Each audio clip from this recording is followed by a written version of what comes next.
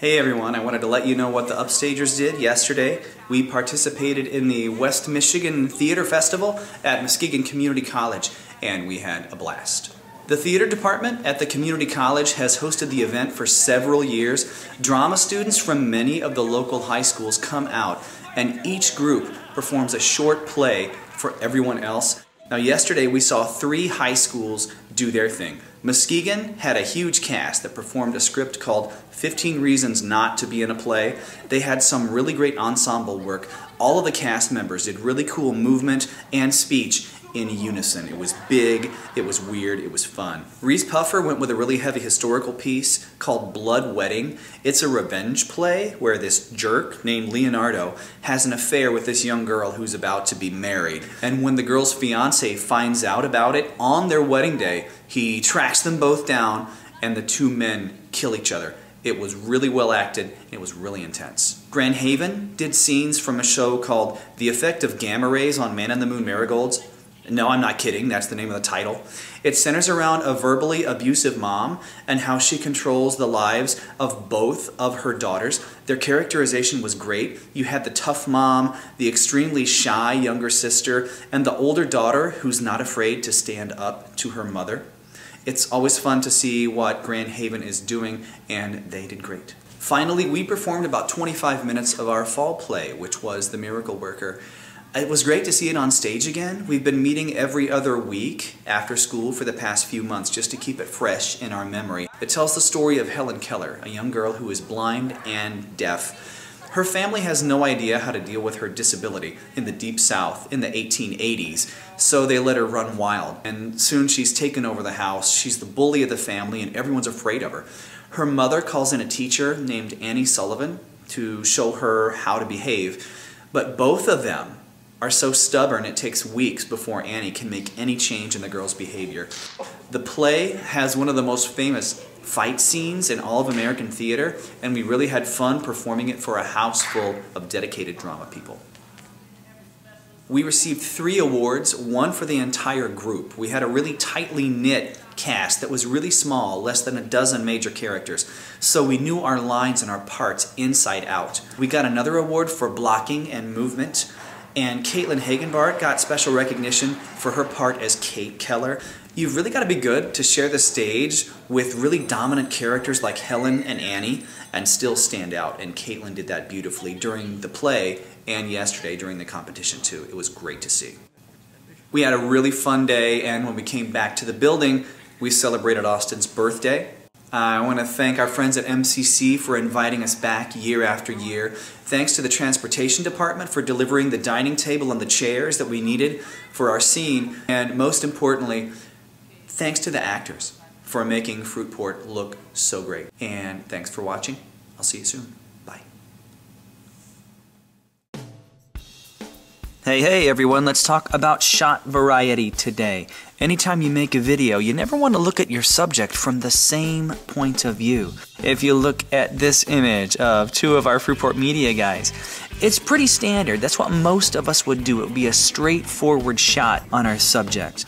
But it's kind of boring, so I had a little fun with the next image. I went with an overhead. To get this picture, I was actually standing on a chair behind them, shooting down on the top of their heads. Then I went to the other side. I got a side view. You can see Adam in the forefront. Cody's in the background doing his thing. But that was still kind of boring, so I went really overhead and I zoomed in on a close-up of their hands as they worked on the storyboard in the class. Anytime you can draw us in, it'll make us pay more attention. My favorite overhead shot is this one. Notice it's got a little bit of a Dutch tilt on it. The desk isn't straight, it's at that angle, and it gives you some dimension, and it's a lot more interesting than the first shot you looked at.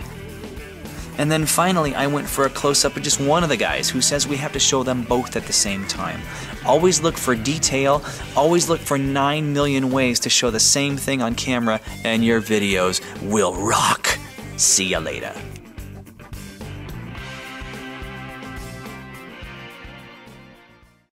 What up, Fruitport Media? Here's your math lesson for today.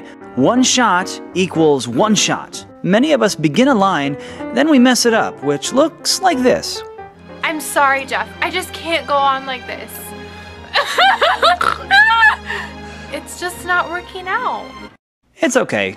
Boo-boos happen, we know this. But what you don't want to do is cut the mistake out of your shot, then edit the good parts together. If you do, you'll have a jump cut that looks like this. I'm sorry, Jeff. I just can't go on like this. It's just not working out. So remember, friends, one shot equals one shot. Every time you press the record button, say your line or do your action from start to finish without a screw-up. If there's a problem, do it again instead of just cutting the middle out of it when you edit. So let's be good little math students. Repeat after me. One shot equals one shot. One shot equals one shot. One shot equals one shot. See ya.